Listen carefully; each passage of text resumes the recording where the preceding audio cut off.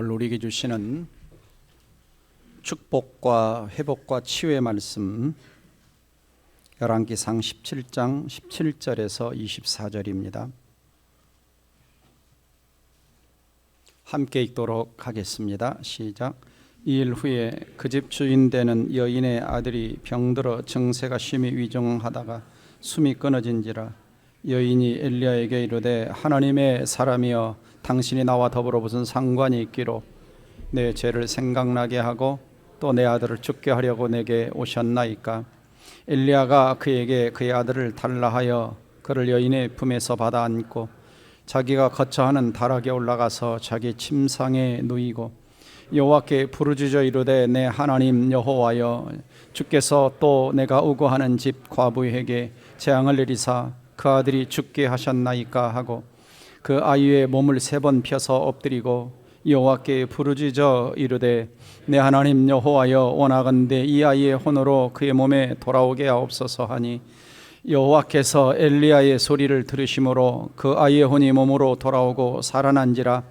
엘리야가 그 아이를 안고 다락에서 방으로 내려가서 그의 어머니에게 주며 이르되 보라 내 아들이 살았느니라.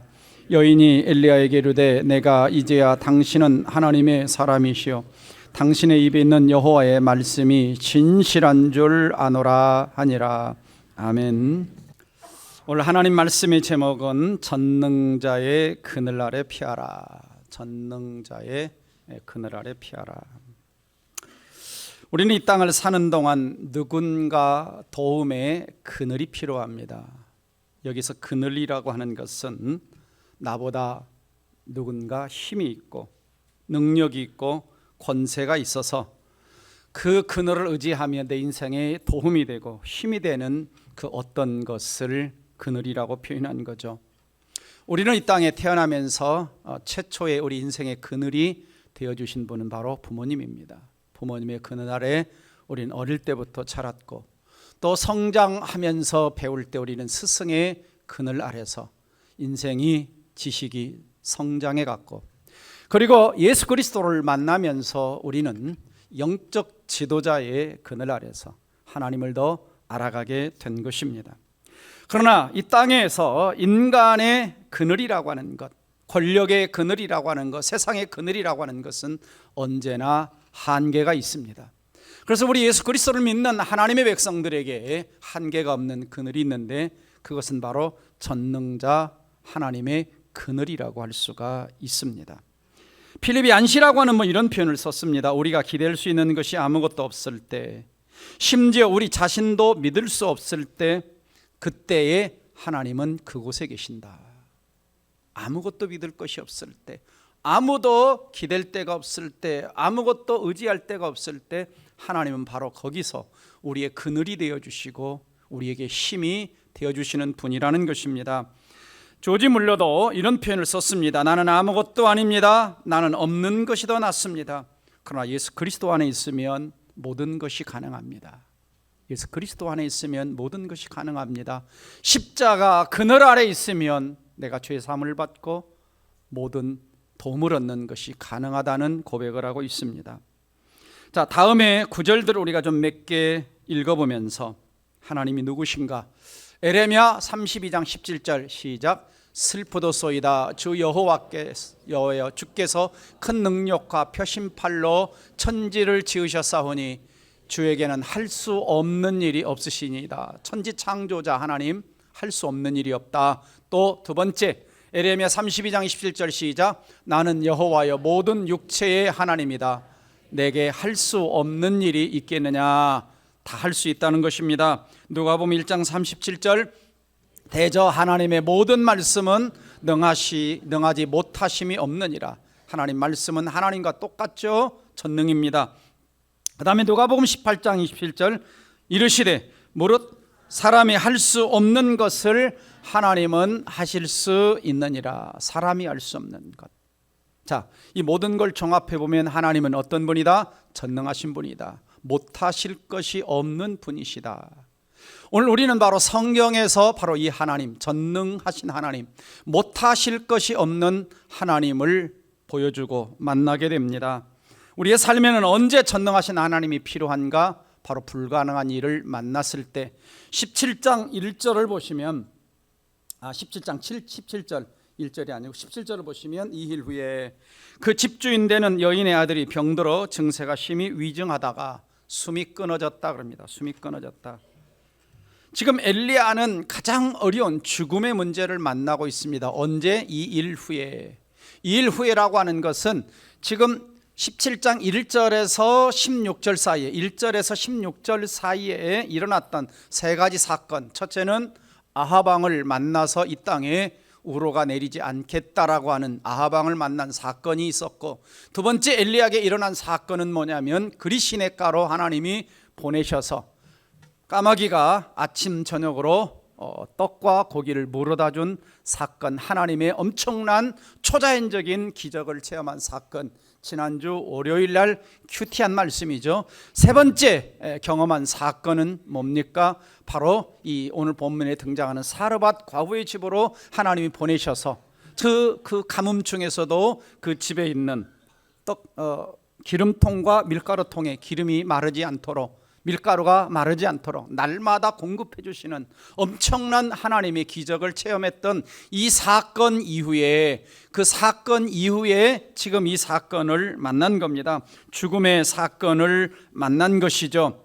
자, 엘리야는 지금 앞에 있는 아합을 만나고 그리 시냇가에 보내지고 그 다음에 하나님의 초자연적인 기적들을 경험하면서 어떤 면에서 엘리야는 다양한 훈련을 받았고 하나님을 의지하는 훈련을 받았고 여러 가지 불가능한 상황 속에서도 하나님은 뭐든지 하실 수 있다라고 하는 하나님을 경험한 겁니다.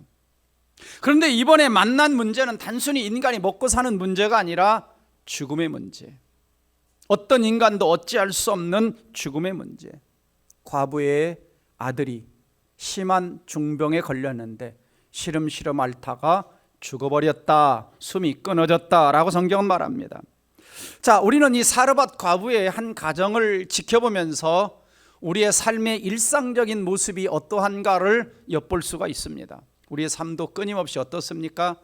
참 이 시대처럼 가난, 그 다음에 굶주림, 그리고 목마름, 그리고 남편 잃은 외로움과 슬픔, 또 이 아들은 아버지 없는 서러움과 허전함, 그러다가 또 병든 아들, 그리고 급기야 죽고만 아들, 그 다음에 아들이 숨을 거둔 이후에 죽음 앞에서 죄책감에 시달리는 그 어머니의 절규. 자, 이런 것들을 보면서 우리의 삶 속에도, 우리의 삶의 주변에도 오늘날 이와 같이 비슷한 일들이 끊임없이 일어나죠. 끊임없이. 그러니까 우리의 삶이 예수 믿는 사람이나 안 믿는 사람이나 세상 사람이나 우리나 별반 다르지 않다라고 하는 것이죠. 그런데 어떻게 반응하느냐? 자, 이제 죽음의 문제 앞에서 어떤 상황이 벌어집니까? 18절 보시면 이 과부의 이 아이의 어머니는 엘리야를 향해서 원망의 말을 한마디 툭 하고 쏟아붓습니다. 18절 하반절 보면 또 내 아들을 죽게 하려고 내게 오셨나이까? 내 아들을 죽게 하려고 내게 오셨나이까? 자, 원망의 말이 좀 섞여 있죠. 원망의 말이 섞여 있습니다. 자, 사람은 그렇습니다. 이런 불행한 일, 갑작스러운 내 힘으로 감당할 수 없는 어려운 일을 만나면 내 잘못보다는 누군가 잘못해서 이런 일이 일어난 것이 아닌가라는 원망과 비난의 화살을 쏘아대기 마련입니다. 자, 우리는 지금 이스라엘과 하마스 간의, 팔레스타인 간의 전쟁을 지켜보면서, 자, 이스라엘은 이렇게 말하죠. 너희들 하마스가 갑작스럽게 우리를 공격해서 수많은 민간인들을 1,400명이나 죽이거나 또 인질로 또 수백 명을 끌어가고, 그래서 우리는 너희들을 공격한 것이다 라고 이야기를 합니다. 그러자 또 팔레스타인 쪽에서는 뭐라고 말합니까? 당신들이 이미 오래전부터 우리를 마치 장벽을 쌓아놓고 마치 감금한 것처럼 우리에게 자유를 억압했기 때문에 우리가 한 것이 아니라 너희들이 원인을 제공한 것이다. 서로 간에 이렇게 지금 공방을 하고, 또 특별히 가자지구의 병원이 폭파된 사건을 통해서 500명의 사람들이 죽고, 이것을 통해서 네가 했다, 내가 했다, 우리가 안 했다, 네가 한 것이다, 여러 가지 이제 영상들을 가지고 공방을 하고 있습니다. 사람들은 그렇습니다. 어떤 큰 사건들이 일어나면은 누군가 원망하고 누군가 핑계대고 누군가 비난의 화살을 쏘아대고 싶은 것이 인간의 심정이죠. 인간의 심정입니다. 자, 어떤 면에서 이 여인이 참 당한 상황을 생각해 보면 우리 생각도 그럴 수 있습니다. 아, 엘리야가 혹시 이 집에 안 갔더라면 안 죽을 수도 있었을 텐데, 또 그런데 또 다르게 생각해 보면 엘리야가 안 갔으면 이 가정은 이미 가뭄이 들어서 어떻게 했어요? 또 굶어 죽었을 거예요. 그러니까 사실 원망 안 해도 되는데 지금 원망을 쏟아놓고 있죠. 근데 참 아들을 잃은 엄마의 슬픔, 그것도 남편도 없고 독자 잃은 엄마의 슬픔이라고 하는 것은 그 누구도 헤아릴 수 없는 것이죠. 그런데 자세히 오늘 본문을 또 읽어보면 이 아이의 엄마는 자기 아들의 죽음을 자기의 죄의 대가처럼 생각하고 있습니다. 18절 다시 보시면 하나님의 사람이여 당신이 나와 더불어 무슨 상관이 있기로 내 죄를 생각나게 하고 내 죄를 생각나게 하고 그렇습니다. 그러니까 엄마로서 무슨 생각을 했냐? 이 아들이 죽은 것은 저 선지자가 왔기 때문도 있었지만 돌아보니까 내 죄 때문에 죽은 것은 아닌가. 자, 이것이 이제 그 당시 유대인들의 어떤 통상적인 생각입니다. 당시 유대인들은 어떤 불길한 일, 불행한 일, 어려운 일을 만나면 이것이 죄값이 아닌가. 그래서 우리가 신약 성경에 와서 한 앞을 못 보는 아이를 데리고 와서 이 아이가 앞을 못 보는 것이 자기의 죄 때문입니까? 부모의 죄 때문입니까? 이렇게 묻죠. 그래서 유대인들의 생각 속에는 어떤 이러한 어려운 일이 생기면 이것을 누군가의 죄값, 특별히 부모의 죄값이 아닌가. 아마 이 여인도 그렇게 생각을 하고 있는 것처럼 보입니다. 그렇지만 엘리야는 여기서 당신의 죄값도 아니다, 어떤 핑계도 대지 않고 원망하지 말라 이런 책망도 하지 않고 뭐라고 말만 하냐. 19절입니다. 엘리야가 그녀에게 그의 아들을 달라 하여. 그의 아들을 달라 하여. 그렇죠. 그 아들은 지금 축 늘어져 있습니다. 생명이 없죠. 호흡이 없죠. 아들을 품에 안고 거처는 다락에 올라가서 누입니다. 자, 오늘 우리 주님도 이 아침에 저와 여러분을 향해서 이렇게 말씀하시죠. 너희 문제를 나에게 가지고 오라. 네가 해결할 수 없는 그 문제, 마치 시체처럼 딱딱하게 굳어버린 도무지 어찌할 수 없는 어떤 문제가 있느냐. 너 혼자 그것을 끌어안고 눈물을 흘리고 슬퍼하고 좌절하고 절망하고 낙심하고 앉아있지 말고 그것을 내게 달라.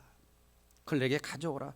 이 아침에 전능자의 그늘 아래로 가져오라고 우리 주님이 말씀하고 계시는 줄 믿습니다. 왜 그럽니까? 그분은 하나님이십니다. 그리고 우리는 인간이기 때문에 전능하신 하나님께 가져갈 필요가 있습니다. 자, 우리 모두는 이처럼 인간이 살면서 참 여러 가지 이러한 어려운 일들을 겪죠. 지진, 재난, 전쟁, 재앙, 기후변화, 여러 가지 것들을 통해서 믿는 사람이나 안 믿는 사람이 똑같이 어려움을 겪습니다. 슬픔을 겪습니다. 중요한 것은 뭐냐면 그것에 대한 그리스도인들의 반응입니다. 예수 믿는 사람들은 세상 안 믿는 사람들과 다르게 반응하는 거죠. 믿음으로 반응을 하는 것입니다. 자, 엘리야는 어떻게 반응하고 있습니까? 19절 다시 보시면 그 여인의 품에서 그 아이를 받아가지고 안고 자기가 거처하는 어디에 올라가서 다락으로 올라갑니다. 다락방. 네.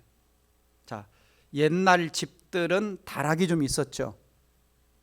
시골에 사셨던 분들은 좀 아시죠? 다락이 있습니다. 다락. 여기 있죠. 동백에 저쪽에 사시는 분은 이렇게 3층 집 사시는 분들 위에 다락들이 아마 있을 겁니다. 다락이 있죠. 여기 현진해법일 꼭대기층에 사시는 분은 다락이 있더라고. 다락이 꽤 넓게 있어요. 옛날 우리 시골에 살 때에 어머니들은 이 옆에 이렇게 다락이 있습니다. 이렇게 조금 계단 몇 개 가서 거기 다락에다가 뭐 다 온갖 거 다 집어넣어놔요. 온갖 거 딱 집어넣어놓고 맛있는 것도 집어넣어놓고 딱 잠궈놨다가 필요하면 거기서 이렇게 꺼내가지고 이렇게 하나씩 주고, 다락에 있는 거예요. 2층 집 같아, 2층 집.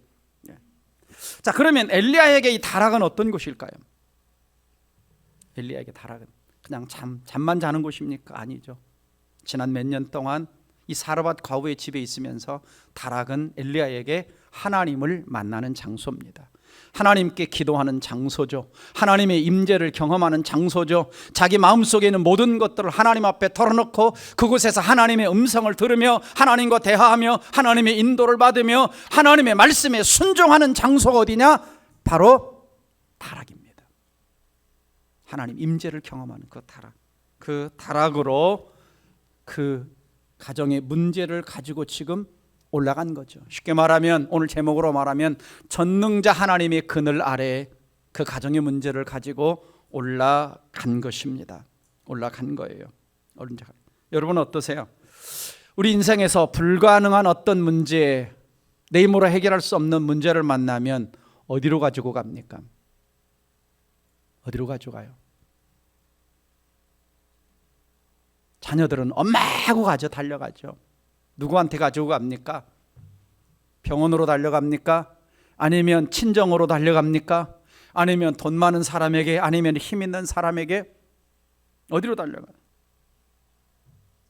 주님을 만나는 장소로 달려갑니까? 엘리야가 오늘 우리에게 가르쳐주는 것은 우리가 위기의 때에, 내 힘으로 불가능할 때에 어떻게 해야 할지, 어디로 가야 할지, 누구를 찾아가야 할지를 가르쳐주죠. 그분은 하나님이시죠.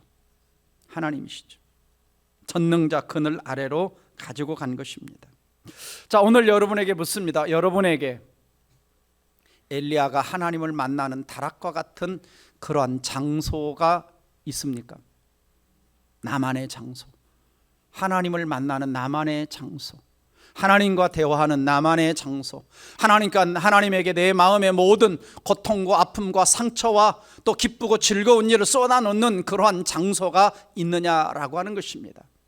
어떤 분에게는 골방일 수도 있고요, 어떤 분에게는 새벽마다 나와 부르짖는 이 예배당일 수도 있고, 전에 우리 교회 초창기 때 고등학교 한 2학년 여학생은 신갈에 살 때인데 기도는 하고 싶은데 기도할 자리가 마땅치 않아요. 그래서 늘 자기는 어디 가서 기도하느냐, 자기 집에 아파트 이렇게 베란다가 있는데 거기에 보일러가 있는 공간에 조그마한 이만한 공간이 있어요.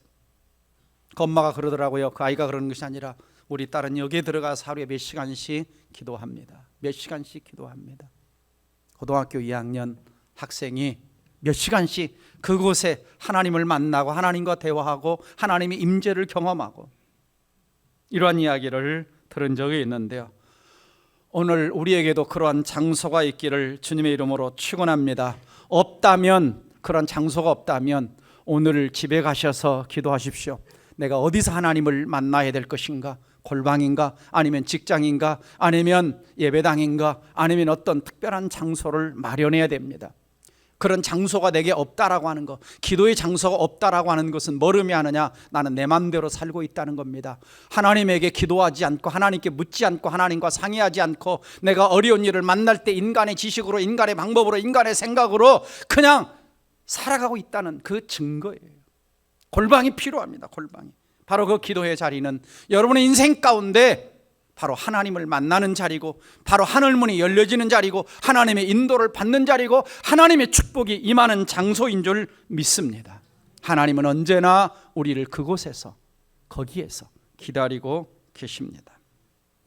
이렇게 엘리야가 문제를 가지고, 불가능의 문제를 가지고, 죽음의 문제를 가지고, 그 여인의 가정의 문제를 가지고 하나님께 갈 수 있었던 것은 그가 만난 하나님, 그리시네가에서 만난 하나님, 그리고 이 가정에 와서 지난 3년 동안 아무것도 없는 상황에서 먹고 나면 또 기름통에 밀가루통에 밀가루가 생기고 기름이 생기는 초자연적인 불가능을 가능케 하시는 하나님을 만난 체험이 있기 때문에, 그래서 그가 만난 하나님은 어떤 하나님이냐? 마치 시편 91편의 하나님이죠. 우리 시편 91편 1절에서 4절을 읽어봅니다. 시작. 지존자의 은밀한 곳에 거주하며 전능자의 그늘 아래 사는 자여, 나는 여호와를 향하여 말하기를 그는 나의 피난처요 나의 요새요 내가 의뢰하는 하나님이라 하리니 이는 그가 너를 새 사냥꾼의 올무에서와 심한 전염병에서 건지실 것이미로다. 그가 너를 그의 기츠로 덮으시리니 내가 그의 날개 아래에 피하리로다. 그의 진실함은 방패와 손 방패가 되시나니. 자, 여러분들은 어떤 사람들이냐? 1절의 사람들인 줄 믿습니다. 지존자의 은밀한 곳에 거주하는 사람들이고 전능자의 그늘 아래 사는 우리 성도들인 줄 믿습니다. 그 전능자 하나님은 어떤 분이냐? 2절 보시면 피난처가 되신 분, 요새가 되시는 분, 내가 마음껏 의지해도 괜찮으신 하나님이 바로 이 지존자, 전능자, 그늘 아래 있는 우리 성도들인 줄 믿습니다. 얼마든지 그분은 우리를 새 사냥꾼의 올무에서 심한 전염병에서 건지실 수 있는 하나님, 방패와 손 방패가 되어주셔서 우리를 지켜주시는 하나님이신 줄 믿으시기를 주의 이름으로 축원합니다. 그렇습니다. 이 하나님의 그늘은 안전한 그늘입니다. 전능자의 그늘이라고 그랬잖아요. 우리에게 어떤 만족도 줄 수 있는 큰 그늘이고, 어떤 더위도 막아줄 수 있는 가장 시원한 그늘이고, 어떤 결핍함도 채워줄 수 있는 공급해 주시는 그늘이라고 할 수가 있고, 어떤 영혼도 구원해 줄 수 있는 영혼 구원의 영원한 그늘이 되신 것을 믿으시기를 주의 이름으로 축원합니다. 자, 이 전능자의 그늘 아래 나가서 뭐 합니까? 20절입니다. 여호와께 부르짖습니다. 여호와께 부르짖어 이르되, 그럽니다. 하나님께 부르짖죠. 예. 그동안 엘리야는 과부 앞에서는, 그 아이 엄마 앞에서는 침묵했어요. 막 뭐라고 하지 않았어요. 사람의 말로 이루할 수가 없으니까 그냥 입을 싹 닫고 있었는데, 하나님 앞에서는 입을 열기 시작합니다. 뭐라고 입을 엽니까? 이렇게 고백하죠. 내 하나님 여호와여, 내 하나님 여호와여, 내가 만난 하나님, 내가 체험한 하나님, 그리 시냇가에서 만난 하나님, 사르밧 가부에서 먹을 것을 공급해 주신 그 하나님, 주께서 내가 우고하는 집 과부에게 재앙을 내리사. 그걸 재앙으로 생각하죠. 죽음입니다. 그렇지 않습니까? 엄청난 재앙이죠. 왜 그 아들이 죽게 하셨나이까? 왜 그 아들을 죽게 하셨습니까? 이 속에는 뭔가 엘리야도 너무 힘든 거죠. 자기도 어찌할 수 없는, 마치 하나님에게 이 죽음을 핑계를 돌리는 것 같은, 그러면서도 이 엘리야는 하나님이 누군가를 알고 있기 때문에, 내 하나님, 분명히 이 아이의 죽음에 어떤 하나님의 뜻이 있습니까? 어떤 하나님의 계획이 있습니까? 사람의 눈으로 볼 때는 재앙처럼 보이지만 분명히 그 속에는 보이지 않는 하나님의 무슨 뜻이 있는 줄 믿는데, 도대체 그 하나님의 뜻이 뭡니까? 하나님이 이 상황을 어찌하시겠습니까? 라고 하는 질문이 그 속에 들어있는 것을 볼 수가 있습니다.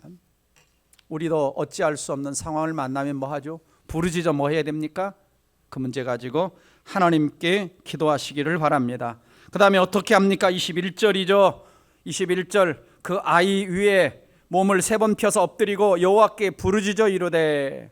이제 뭐라고 기도 내용이 들어갑니까? 앞에는 좀 약간 원망 섞인, 이 사건이 하나님이 하신 어떤 뭔가 핑계대는 것 같았지만, 이제는 진짜 기도, 간구 기도를 합니다. 간구 기도, 간절히 기도하죠. 내 하나님 여호와여, 그럽니다. 내 하나님 여호와여, 내 하나님 여호와여, 날 여기까지 인도하신 하나님 여호와여, 그리 시냇가에서 먹을 것을 먹여주신, 까마귀를 통해서 초자연적인 기적을 행하신 여호와여, 부르짖어 원하건대, 내가 원하건대 이 아이의 혼으로 그의 몸에 돌아오게 하옵소서. 그러니까 사람이 죽는다는 건 뭐가 떠난다는 거예요? 지금 보니까 혼이 떠난다는 거예요. 혼이 떠난다는 건데, 돌아오게 하옵소서라고 기도합니다. 자, 사실 성경을 보면 지금까지 이 장면까지 성경의 기록상 죽은 자가 살아난 기록이 없어요. 죽은 자가 살아난 기록이. 그러니까 어떻게 하나님이 죽은 자를 살렸다 그러면 엘리야가 좀 그 전처럼 기도했을 텐데, 에녹이 죽음 보지 않고 하늘나라로 간 거 외에는 죽은 자가 살아난 기록이 없기 때문에 그냥 혼으로 돌아오게 하옵소서, 이런 살려달라고 기도하죠. 왜? 자, 어떻게 살려낼지는 모르지만 이 엘리야가 한 가지 아는 것은 뭐냐? 한 가지 믿는 거, 하나님 누구신지는 아는 거예요. 하나님은 창조주 하나님이고 인간에게 생명과 호흡을 주시는 분이시라는 건 확실히 알고 있습니다. 근데 어떻게 이 일을 할 줄은 잘 모르는 거예요. 이 일을 할 줄을. 그러니까 우리가 신앙생활을 해보면요, 신앙생활은 어떤 공식을 따라서 어떤 법칙을 따라서 하나님 일하시는 건 아닙니다. 자, 제가 이런 말 드리죠. 자, 요즘에는 많이 없어졌지만, 거의 없어졌지만 옛날에 시골에 살 때는 이렇게 고물 사러 다니는 엿장수들이 있었습니다. 그래가지고 막 이렇게 가위를 쳐요. 짝짝짝짝짝짝짝짝짝. 그 고물장수 아저씨가 몇 분에 몇 박자로 이 가위를 친지 아십니까?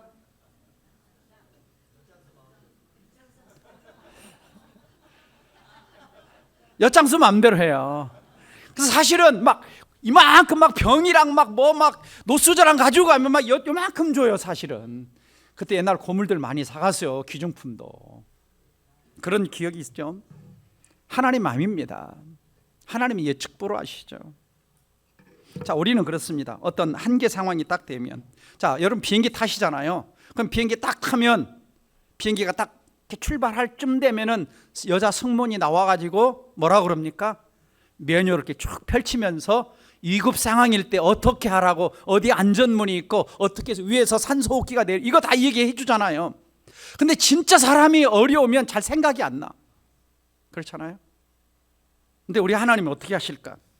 단지 우리가 지난 철야 때도 배운 것처럼 정말 다윗이 위급 상황이잖아요. 근데 하나님 딱 한 가지 말해. 뭐라고 말하죠? 내 얼굴을 봐라 그러죠. 내 얼굴을 봐라. 내 얼굴을 봐라. 그러니까 우리가 할 일은 뭐냐? 딱 한 가지 법칙이 있다면 전능하신 하나님의 얼굴을 찾는 겁니다. 전능하신 하나님의 그늘 아래 피하는 것이에요. 전능하신 하나님께 우리가 어려운 문제를 가지고 가는 게 한 가지 원칙입니다. 그리고 하나님이 일하실 때는 어떤 법칙을 따라 또 일하지 않으세요. 누구 맘대로? 엿장수 맘대로. 그렇다고 또 하나님이 엿장수는 아니고 하나님 맘대로 하시죠. 하나님 맘대로. 그래서 성경에 하나님 일하시는 거 잘 보세요. 홍해 앞에서 바닷속에 길 만들어 놓고, 여리고성 앞에서 그냥 소리 지르면 무너지게 하시고, 감옥에 갇혔는데 그냥 천사 딱 보내가지고 갑자기 옥문이 확 열리기도 하고. 하나님의 방법은 예측불허 하십니다. 예측불허 하세요. 중요한 것은 뭐냐? 하나님이 하나님의 때에 자신이 원하시는 방식으로 일을 하신다는 거예요. 우리가 할 일은 뭐냐? 내 문제를 끌어안고 그분께 맡겨드리는 거예요. 자주 말씀드리지만은 어떻게는 누구의 일이다? 하나님의 일이다. 우리는 방법을 고민하지 말고 우리 할 일은 뭐냐? 믿음으로 맡겨드리는 거예요. 그리고 어떻게 일하실 것인가 하는 것은 하나님이 하나님의 방법으로 하시는 겁니다. 근데 하나님 방법으로 할 때 두 가지가 있어요. 하나는 초자연적으로 즉각적으로 하실 때가 있어요. 근데 하나님이 사람을 거치지 않고 하실 때는 주로 언제 하냐? 심판하실 때는 하나님이 사람을 거치지 않고 노아 홍수나 소돔과 고모라나 어떤 땅이 갈라지거나 이런 거 할 때는 사람을 거치지 않고 직접 하십니다. 근데 어떤 사람을 도와주는, 병자를 고치거나 어떤 기적이 일어나거나 이런 일들을 행하실 때는 마치 오늘 본문도 엘리야를 통해서 하듯, 모세를 통해서 하듯이 사람을 통해서 하시는 거예요. 제자들을 통해서 하는 것처럼, 사도 바울을 통해서 하시는 것처럼 사람을 통해서 하나님이 일을 하시는 겁니다. 그러니까 이 자리에 있는 저나 여러분을 통해서도 우리 하나님은 얼마든지 기적적인 일을 할 수 있다 없다? 있습니다. 왜요? 우리가 믿는 하나님은 어제나 오늘나 영원토록 동일하신 하나님이시기 때문에. 그래서 이제 엘리야가 어떻게 기도합니까? 아이의 위에 몸에 엎드려, 이렇게 엎드려 가지고 3번 살려주세요, 혼 돌아오게 해요. 살려주세요, 혼 돌아오게 해요. 살려주세요, 3번 하는 거예요. 근데 신약 성경에 보면은 예수님이 그렇게 한번 하시죠.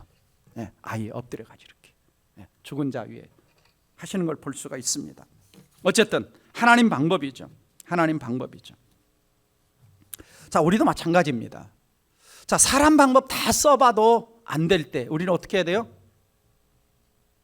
하나님 앞에 가져오는 거죠. 좀 일찍 가져오면 좋습니다. 일찍 가져오면 좋아요. 근데 사람이라고 하는 게 꼭 의지할 끈이 있으면 그 끈을 다 의지해보고 안 되면 이제 하나님께 기도나 해볼까? 하나님께 가져가 볼까라고 많이 해요. 왜냐하면 금요 기도회나 수요예배 나오는 숫자를 보면 알아요. 금요 기도 주로 문제 가지고 오자는데 많이 안 옵디다, 안 와요. 그 말은 뭐냐면 다 가서 사람 방법 다 써보고 기도나 해볼까? 그러니까 안 보이던 사람이 새벽 기도 나왔다. 그럼 뭔가 생긴 거예요. 근데 저는 그렇게 보지는 않습니다만은 은혜가 임했구나 이렇게 생각을 하지.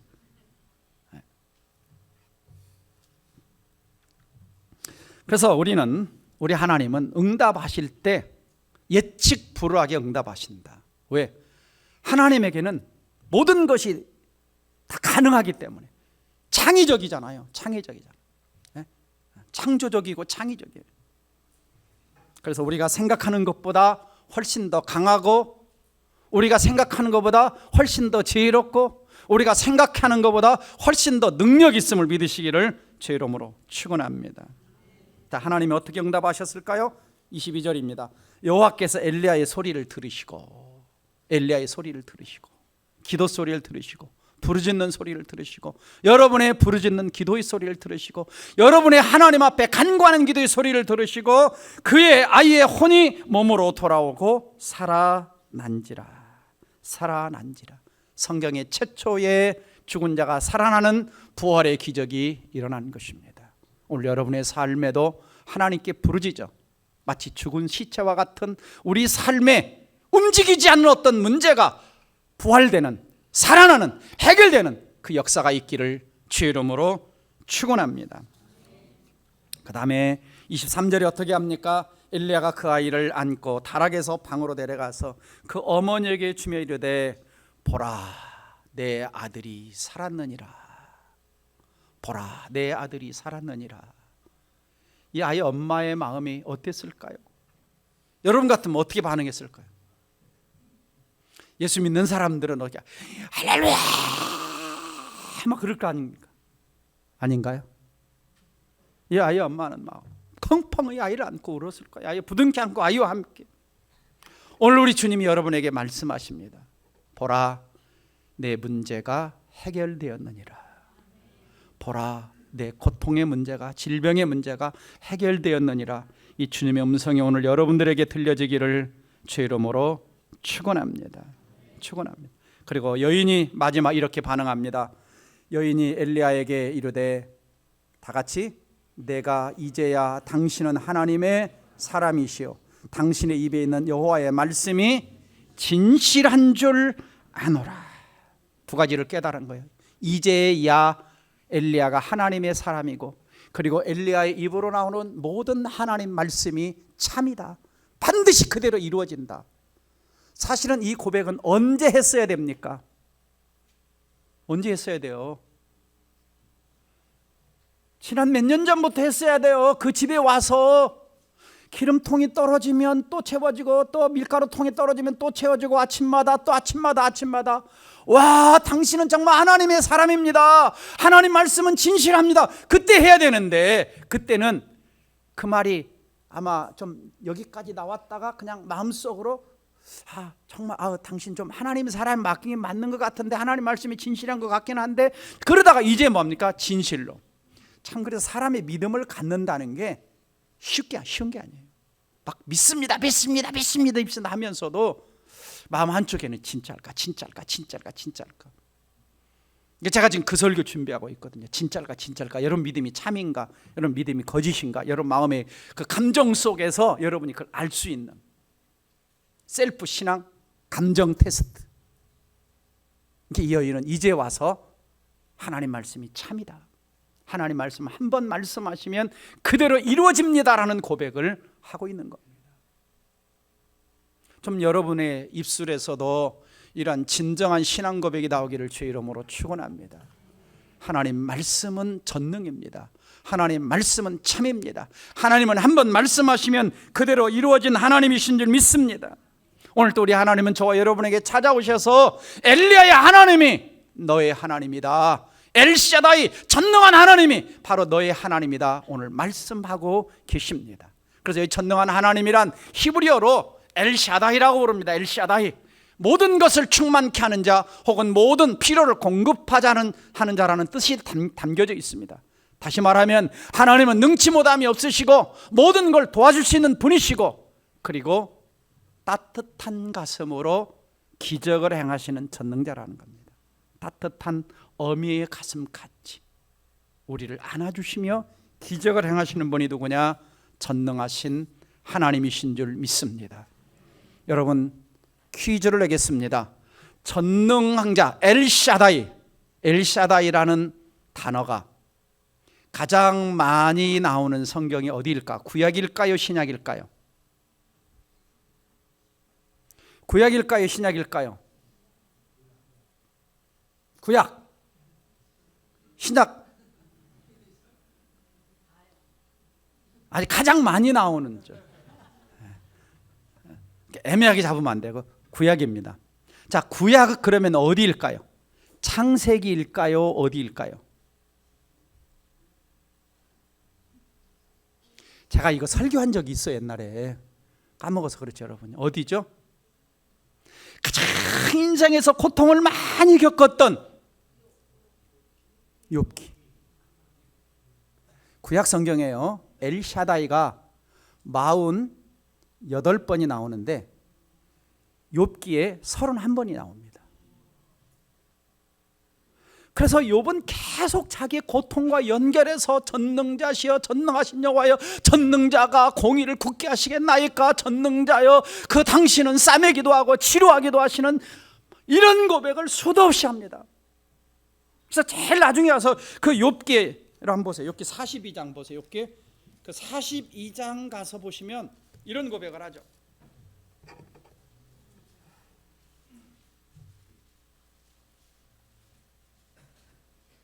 자, 2절 봅니다. 욥기 42장 2절. 다 같이 시작.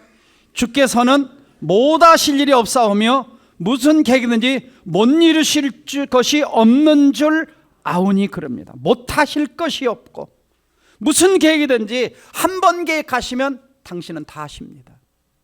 이 말은 어떤 고백에 담겨 있냐? 나는 내 고통이 정말 큰 줄 알았는데, 자식을 잃은 것이 내 인생에서 가장 큰 걸 줄 알았는데, 물질 잃어버린 것이 내 인생에 가장 크고, 내 육체의 고통이 정말 큰 건 줄 알았는데 하나님은 내 육체의 고통보다 크시고, 자녀들 하나님이 원하시면 얼마든지 다시 못하실 것 없이 주실 수 있는 분이시고, 내 물질 잃어버린 거 얼마든지 하나님은 다 갑절로 채우시는 분이심을 고백하고 있는 거예요. 그러니까 욥기의 주제는요, 인간의 고난이 아니라 고난보다 크신 하나님이에요. 다른 말로 표현하면 욥기의 주제는 하나님의 주권입니다. 고통마저, 인간의 고통마저도, 인간의 아픔마저도 하나님의 손에 달려 있다는 것이 욥기의 주제입니다. 그래서 전능자. 그래서 나는 정말 죽을 것 같은데 그래도 전능자의 그늘 아래 피합니다. 이 고백이 욥기예요. 오늘 그 엘샤다이 하나님을 이 아침에 만나시기를 주의 이름으로 축원합니다. 마지막 한 가지 이야기만 하고 마치겠습니다. 여러분, 남산 밑에 가면 큰 호텔이 하나 있어요. 무슨 호텔이에요? 네, 힐튼 호텔입니다. 힐튼 호텔. 가보셨어요? 네. 저도 이제 전에 결혼식 때문에 몇 번 여기를 가본 적이 있습니다. 그리고 커피도 마셔봤는데 한 20몇 년 전에 그 커피가 한 15,000원인가 18,000원인가 했던 기억이 나요. 와, 커피값 비싸다 그래. 이 호텔이 현대건설로 넘어가서 지금 없어질 위기에 있다고 합니다. 호텔이 힐튼 호텔인데요. 힐튼 호텔. 자, 우리나라에 힐튼 호텔에 5개 계열이 있어요. 힐튼 호텔. 호텔의 리조트 그럽니다.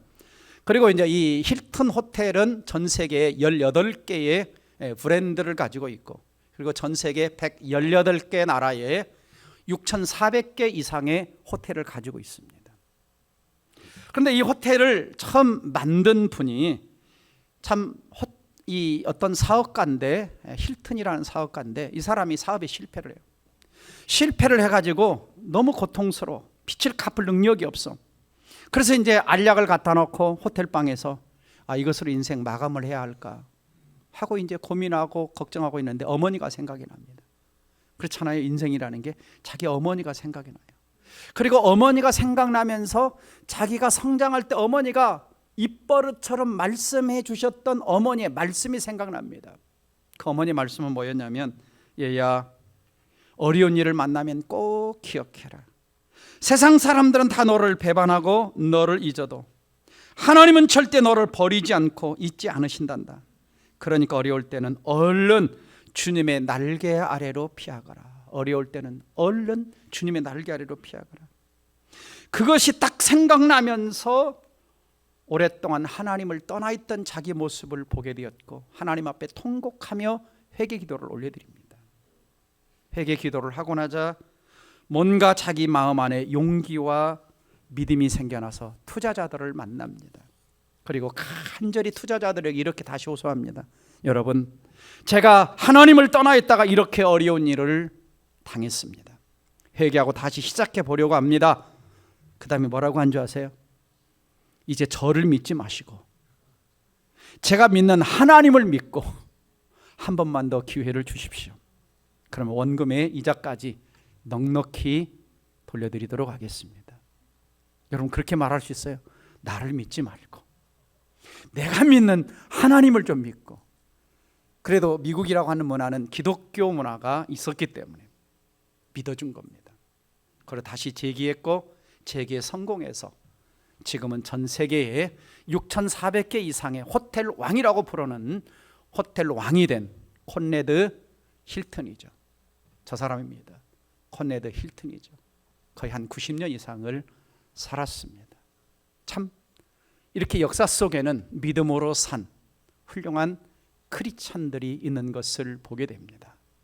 여러분의 삶에도 막다른 골목에 있을 때 이런 분들처럼 전능자의 그늘 아래 피해서 전능자 그 하나님이 여러분을 어떻게 도와주시는지 만나고 체험하면서 여러분들도 바울처럼 내게 능력 주시는 자 안에서 나도 모든 것을 할 수 있습니다 고백하는 여러분 되시기를 주 이름으로 축원합니다. 기도하겠습니다. 사랑하는 여러분, 여러분 인생 앞에 어떤 문제가 놓여 있습니까? 어떤 때는 시체처럼 굳어버린 도무지 내 힘으로 어찌할 수 없는 상황이 있을 수가 있습니다. 그때 전능하신 하나님께 전능자의 그늘 아래로 지금 여러분의 문제를 가지고 가시기를 바랍니다. 구원받아야 될 영혼이 있습니까? 고쳐야 할 질병이 있습니까? 갚아야 할 부채가 있습니까? 아직도 내 자녀 가운데 버리지 못한 오랜 습관, 부모가 말아도 안 되는 어떤 자녀의 모습이 있습니까? 모든 문제를 전능자의 그늘 아래 가져가십시오. 우리 하나님께는 극복하지 못할 과업은 없습니다. 넘지 못할 장애물이 없습니다. 물리쳐주지 못할 원수는 없습니다. 역전시키지 못할 상황은 없습니다. 변화시키지 못할 만큼 강팍한 영혼은 없습니다. 그리고 하나님께는 풀지 못할 만큼 어려운 문제는 없습니다. 오늘 이 아침에 하나님, 내 가정에 오시옵소서. 내 자녀에게 오십시오. 내 남편에게 찾아와 주십시오. 내 일터 사업장에 와 주십시오. 내 고통스러운 질병 가운데 찾아오셔서 만나달라고 이 시간 우리 주여 한번 부르고 통성으로 기도합니다. 주여!